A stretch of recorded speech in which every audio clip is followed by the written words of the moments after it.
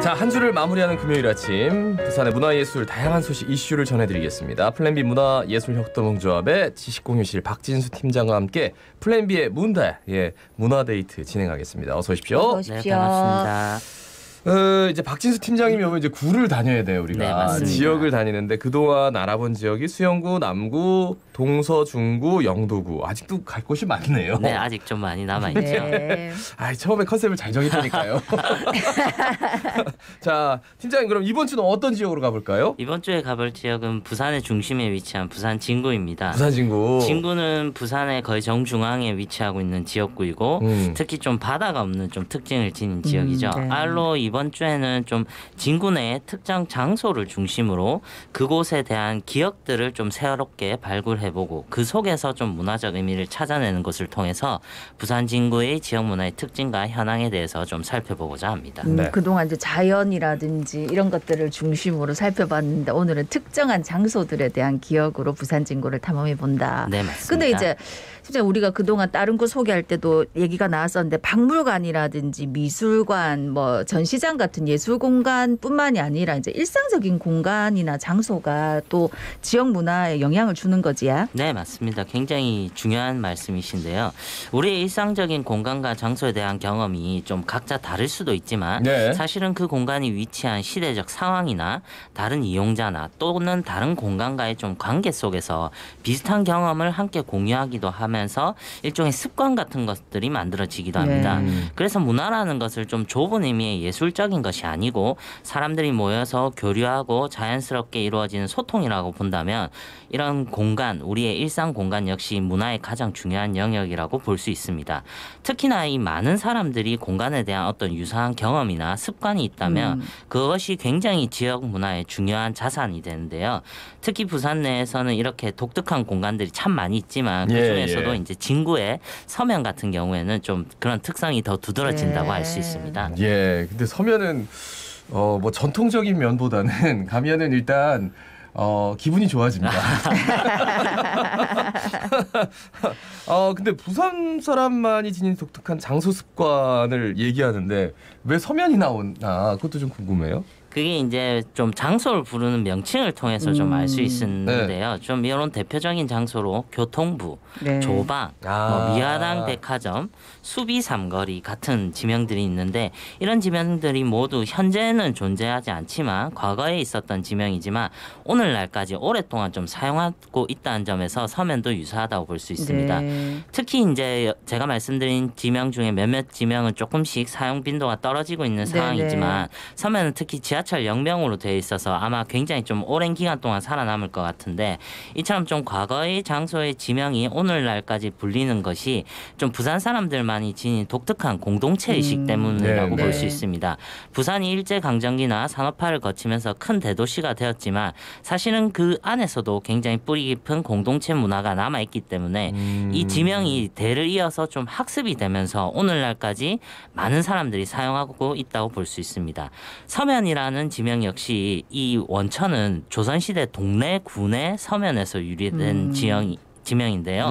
이 동네에서 보자면 서쪽에 있어서 서면으로 불렸는데 사실 지금은 중앙에 있는데 전혀 상관없이 서면이라고도 부르고 아니, 있습니다. 저는 처음에 부산 와가지고 지하철 그 갈아타는데 딱하니 가운데에 무슨 도시에 면이 있는 거예요. 서면. 서면이라고. 네, 그래가지고 야 이게 무슨 면이 있나 했더니 엄청 번화해요. 그래서 뭐지 이게 약간 좀 그랬던 기억이 나네요 저는. 네. 아니 말씀하신 대로 우리 보통 택시 타고 뭐 교통부 조방 앞 가주이소, 서면 가주이소. 뭐 범일동 가자 소리 안 해요. 다 조방 앞 가자 그러지. 근데 사실 그게 무슨 뜻인지도 모르는데 거기가 거기니까 하면 그냥 막 도착한다 아닙니까? 근데 우리가 정말 뭐 그냥 쓰는 말인데 참 신기한 부분도 있다 하는 거고 서면 하면은 저도 개인적으로 그러니까 부산에서 자란 사람들이면 한 중학생쯤 되면 혼자 아니면 친구들하고 부모 없이 한번 나들이 해보는 장소. 이점 놓으셨네 또.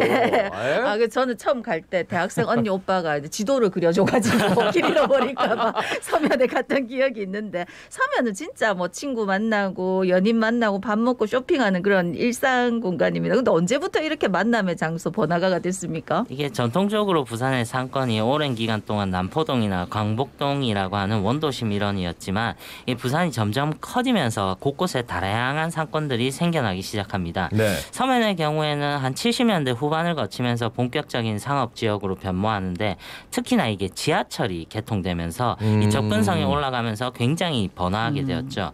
다만 이 서면 안에서도 조금 상권의 이동이 있었다고 볼 수 있는데요. 80년대에는 이제 롯데백화점 뒤쪽 흔히 부산 사람들이 1번가 서면 1번가라고 불리는 곳이 중심 지역이 있는데 이제 이곳에 뭐 천우장이나 마리포사 같은 곳들이 이 대표적인 상권이었죠.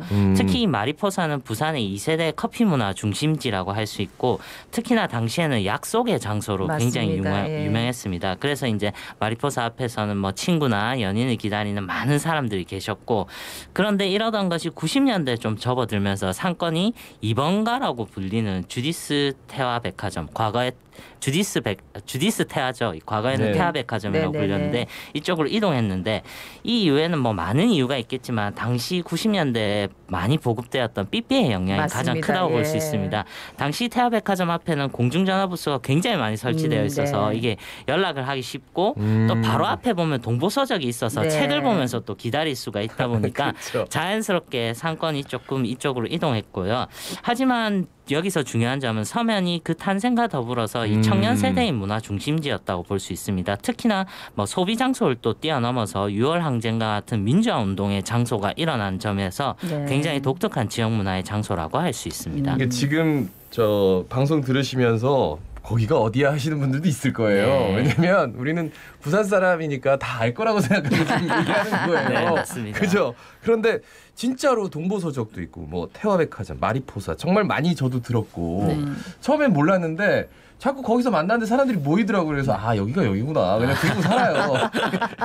아니 근데 저번에도 한번 얘기했던 것 같은데 마리포사 같은 경우에 실제로 안에 들어가는 사람은 없는데 그 앞에서 많이 만나. 앞에서만.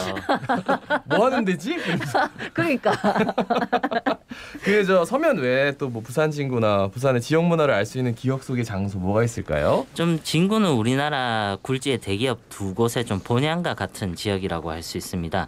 좀 한 곳은 좀 기억 속에서만 좀 남아 있고 다른 한 곳은 좀 오늘날 다른 방식으로 만나보실 수 있는데 먼저 좀 기억 속에 남아 있는 공간을 소개해드리면 오늘날 이제 교보문고 서면점이 위치했던 인근에 있던 제일제당 공장 부지입니다. 이 공장이 1953년에 당시 이병철 회장이 직접 설립한 공장인데 삼성가의 최초의 제조업 공장입니다. 이 당시 이병철 회장이 종이, 설탕, 페니실린 이 세 가지를 두고 어떤 걸 만들까 고민을 했는데 국민들에게 좀 시급하고 제일 기묘한 것이 설탕이 아닐까라고 생각해서 이 부지에 설탕 공장을 최초로 설립하였습니다. 이후에 이 공장에서 설탕이 생산된 상표가 그 유명한 백설표 설탕이었습니다.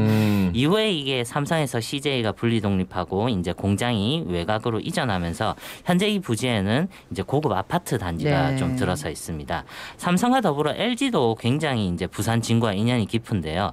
1955년에 진구 연지동에 있는 당시 이름으로는 라키화학공업사 오늘날 LG생활화학인데요. 이 공장이 우리나라 최초의 투비형 치약을 생산하였습니다.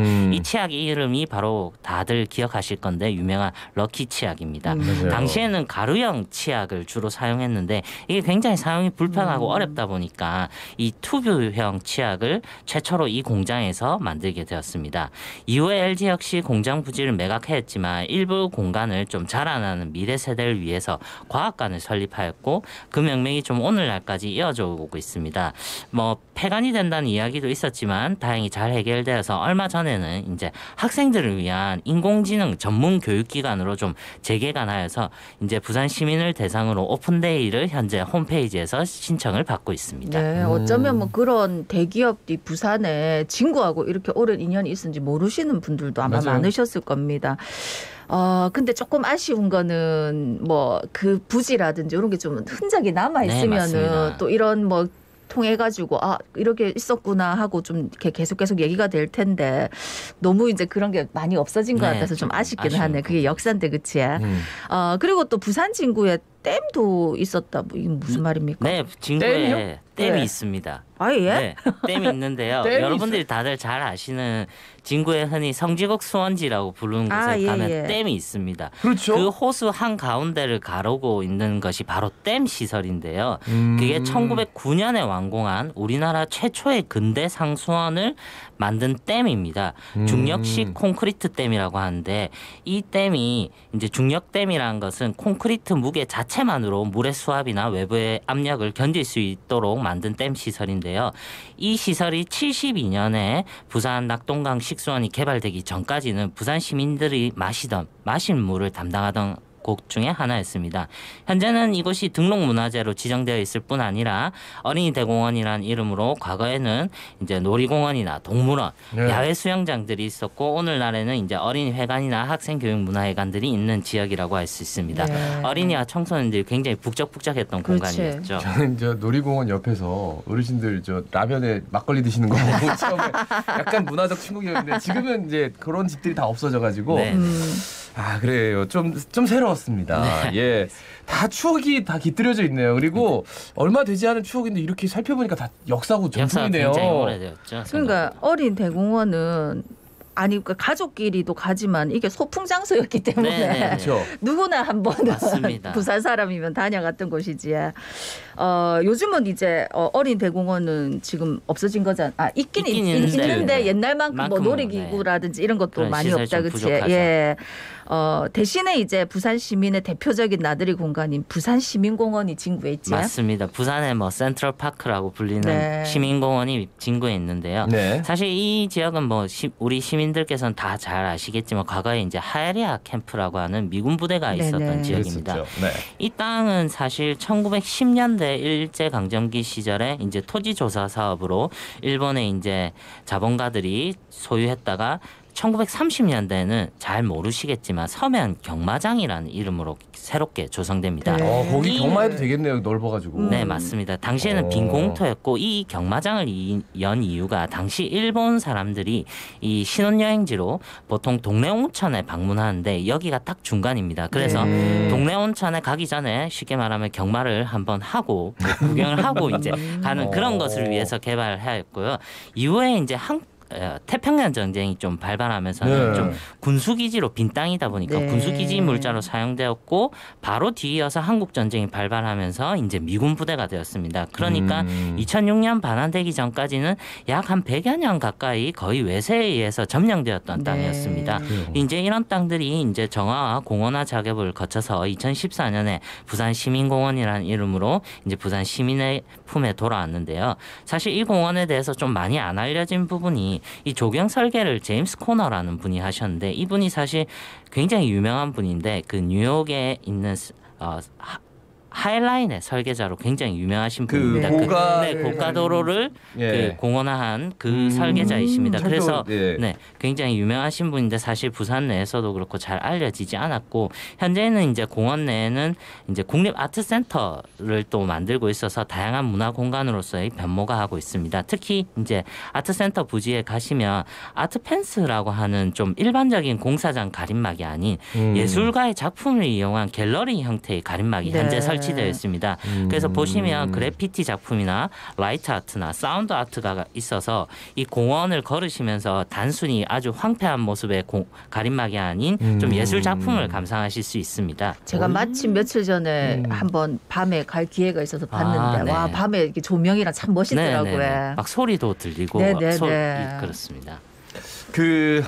오늘 정말 부산 진구뿐만 아니라 부산 사람이 모두 기억하고 있을 법한 그런 장소들, 기억들 여러 군데를 다녔는데 네, 진짜 저도 다 알겠네요.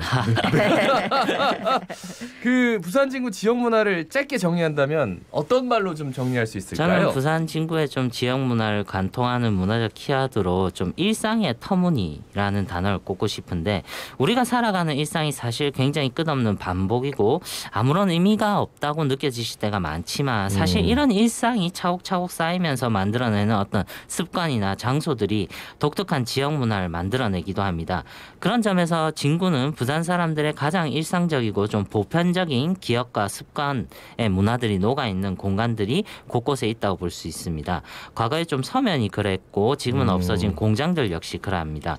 근데 어떤 분들은 자꾸 옛날 이야기 말고 좀 미래적인 부분을 이야기하는 것이 더 좋은 것이 아니냐라고 말씀하실지는 모르겠지만 저는 사실 이 뿌리가 없는 미래는 좀 터무니없는 것이 아닌가라는 생각이 들고 그런 점에서 우리 진구의 지역 문화는 우리 일상이 자리 잡은 공간과 그 공간이 만들어내는 무늬의 문화라는 것으로 좀 진구의 문화를 요약해보고 싶습니다. 예. 박진수 팀장님은 그 책 준비하시는 것 같아요. 책낼 준비. 이거 살짝 묶어가지고 한번 내도록 하겠습니다.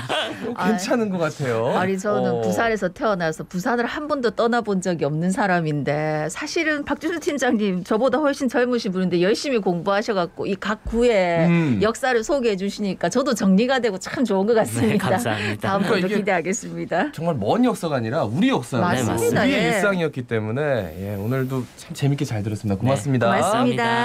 자, 지금까지 플랜B 문화협동조합의 지식공유실 박진수 팀장이었습니다.